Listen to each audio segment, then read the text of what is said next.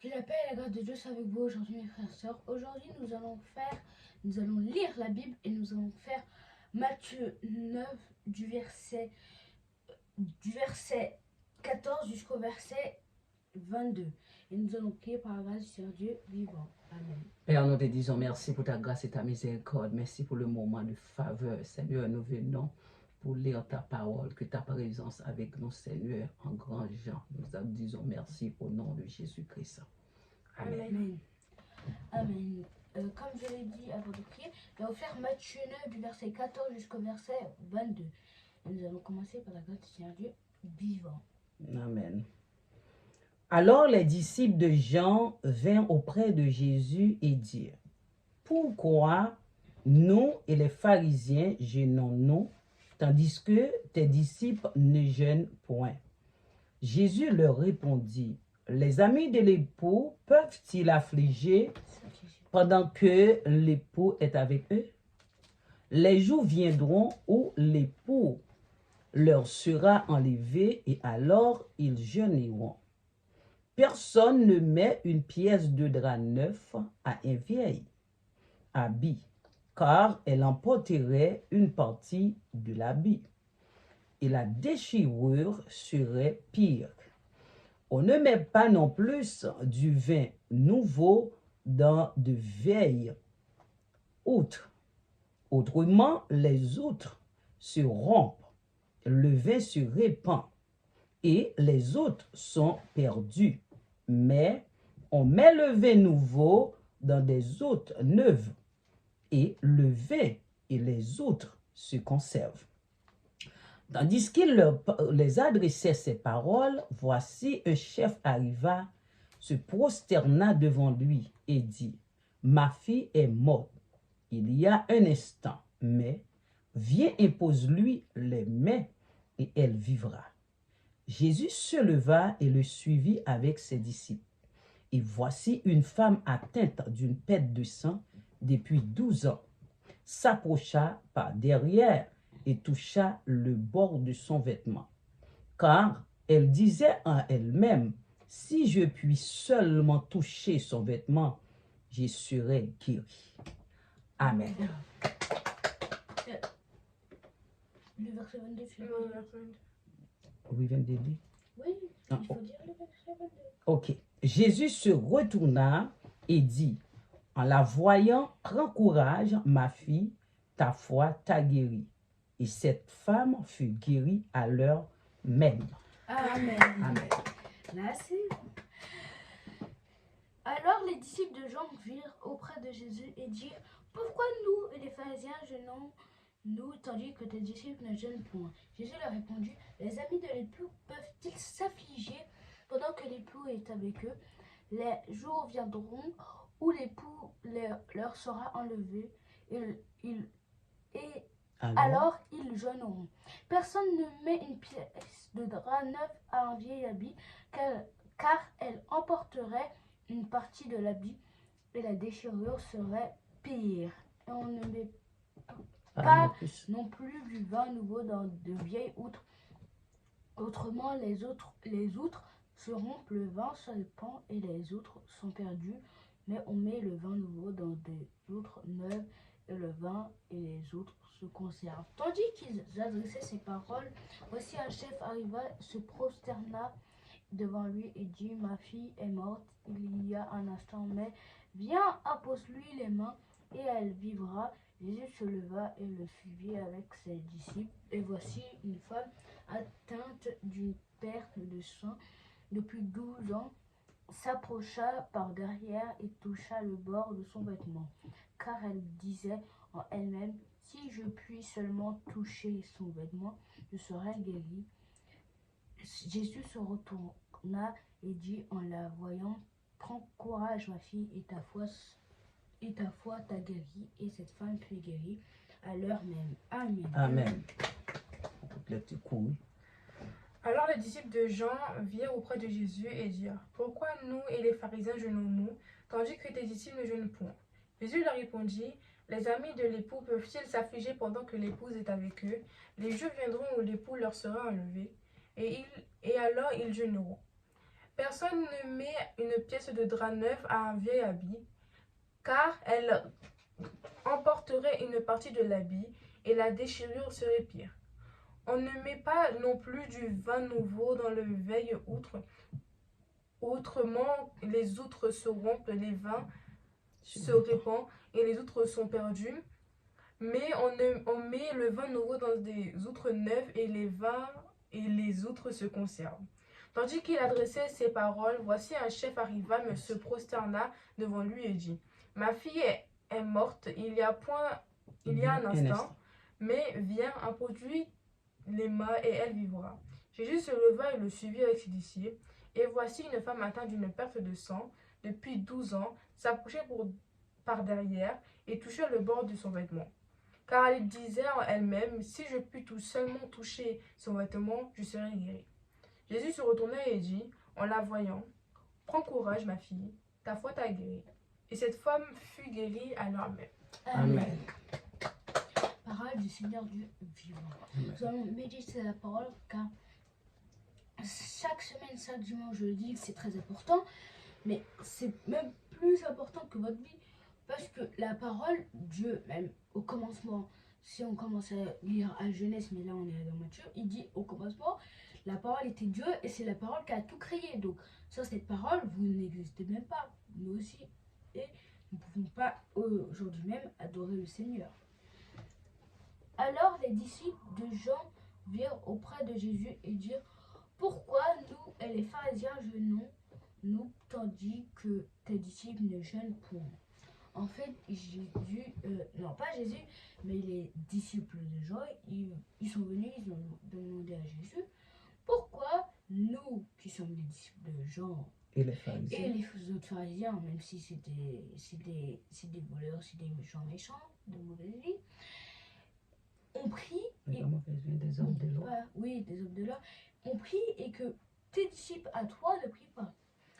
De plus, il y a une question qu'on doit répondre à ce verset. Pourquoi n'a-t-il pas dit notre maître et Jésus? Pourquoi il n'a pas parlé de Jean et de Jésus? Il a dit de prier. Parce que là, il veut dire un petit peu que les maîtres, ils ne prient pas, mais que c'est les disciples qui prient.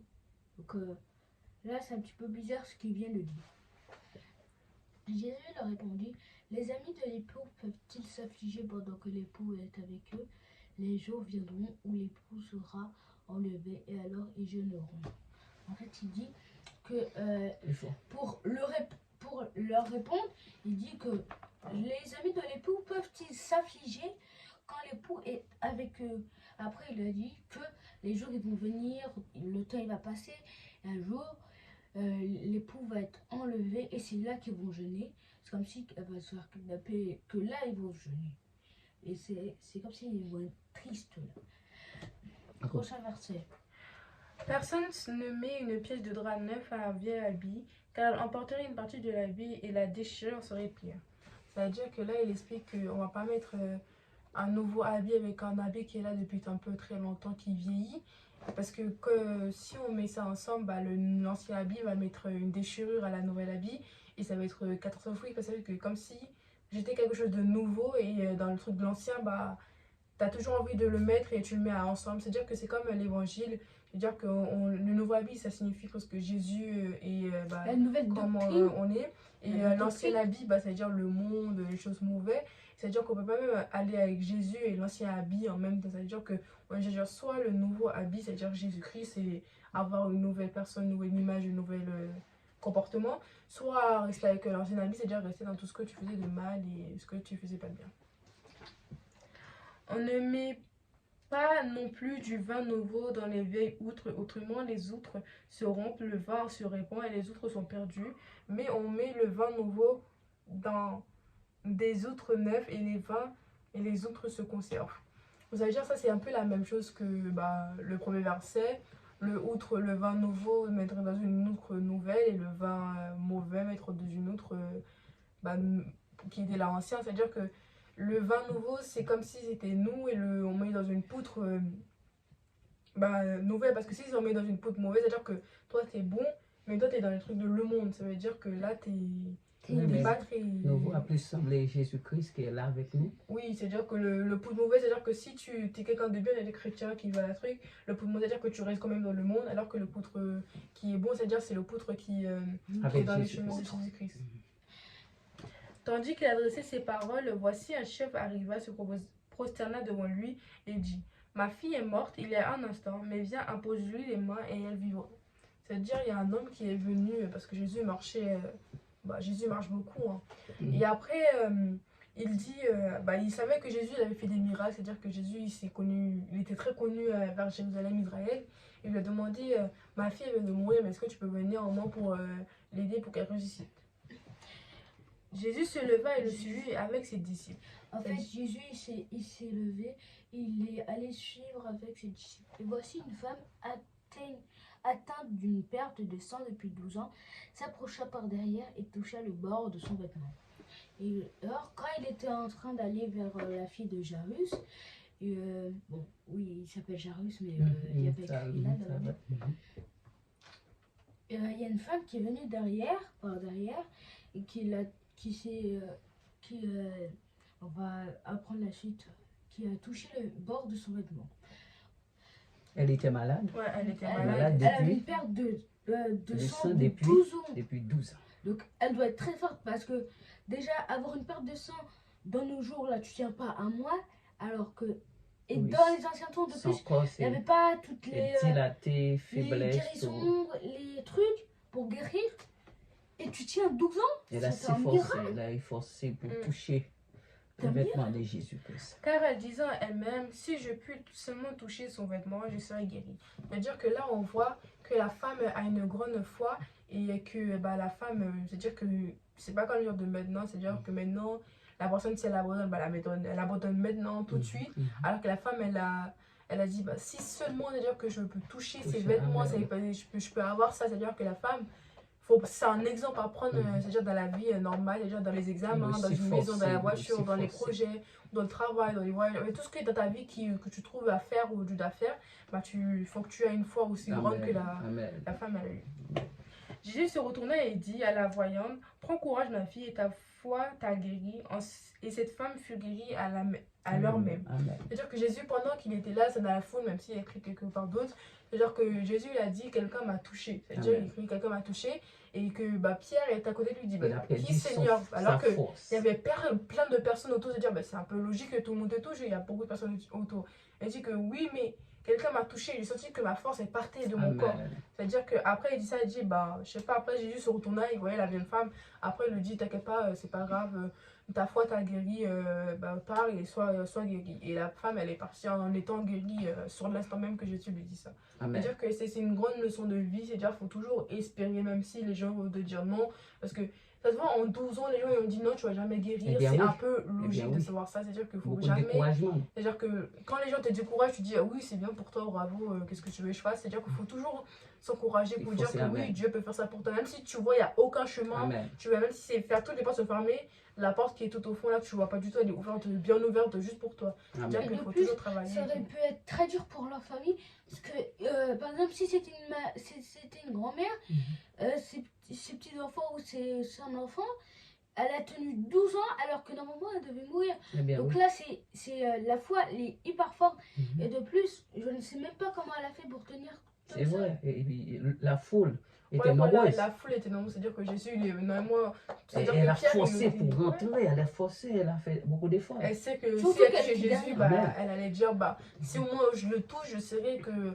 Pour voir un truc, pour vous dire que oui, c'est bon, c'est le Dieu, je serai guéri, il n'y aurait plus cette maladie qui sera en moi, et voilà. Quoi. Et nous voyons de la foi qui est représentée dans la lecture ce matin. Ouais, en tant que chrétien, il faut avoir une grande foi, pour avoir toutes ces choses que la foi de monsieur, il a demandé à Jésus de déplacer. Et alors Jésus, c'était omniprésent. Jésus, c'est pas important de déplacer. Mais la foi, le monsieur... On voulait qu'il se déplace. Alors Jésus l'a dit, vas-y, ok, je me déplace. En tant que sa fille, bon, ça c'est on verra dans la prochaine vidéo. Amen. Mais en tous les cas, faut avoir aussi une grande foi dans tout ce que tu fais, dans ta maison, dans ta famille, dans tes projets. Même si c'est un petit truc, il faut avoir la foi pour dire oui, je vais avoir ça, je vais faire ça et tout. Il faut avoir une grande foi. Pour avoir une grande foi, nous devons faire quoi? Rester dans la parole. Rester dans la parole. Rester dans la parole. Et lire, relire. Après, méditer la Parole. Amen. Nous allons dire un petit mot pour la fin, avant de prier. Et c'est, est-ce que vous êtes abonnés? Oui. Parce que oui, ça, dis-moi, je dis ça. Mais nous, on pourrait rester pendant toute la journée à l'église. Mais non, on sort de l'église exprès pour vous. Et si vous ne vous abonnez pas, nous, on peut laisser cette chaîne. Jésus, nous, personnellement, on a déjà Jésus. Donc, nous, on vous encourage à Amen. prendre Jésus dans votre Amen. cœur. Amen. Donc, lâchez un petit like, partagez, surtout partagez. Oui. Très important. Abonnez-vous, ça fait plaisir. C'est pas liker, abonner, c'est pas Une obligation. exceptionnel, mais ça fait quand même plaisir. Et aussi, il faut aussi partager, très important, partager. Comme ça, vos proches et vos cousins, cousines, tout ça, ils savent le message de Jésus-Christ, Amen. quel bonheur on a d'avoir Jésus-Christ. Il y aura peut-être du chemin, mais ce chemin, si tu as vraiment Jésus-Christ en toi, ce chemin, c'est comme si tu allais marcher jusqu'à tu allais rentrer chez toi. Donc nous allons prier pour la fin, par la grâce de Dieu. C'est bon. Seigneur, nous te disons merci pour le moment de grâce et de miséricorde. Merci Seigneur pour nos vies. Merci Seigneur pour les auditeurs. Continuez de marcher avec nous Seigneur tous les jours. Merci pour ta parole vivante. Toujours rester avec nous Seigneur au nom de Jésus-Christ. Amen. Que le Seigneur vous bénisse mes bien-aimés. Au revoir.